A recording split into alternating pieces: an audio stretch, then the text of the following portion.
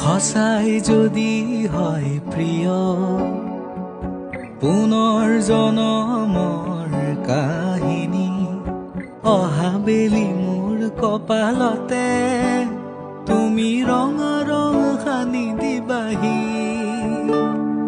তথাপিও জানো হ'ব পাৰিম তোমাৰ দৰে লগৰী লিখিলো বেগৰে চিঠি এটুকুৰা সঁচা অনুভূতি কঙালীটো যেতিয়া পিন্ধিলো আহি কিদৰে বুজাও শুন এয়াইতো মোৰ জীৱন বিলাসী মোৰ ভাগৰুৱা জীৱনৰ ভীষণ সাহসী লগৰী তুমি প্ৰতিটো শীতল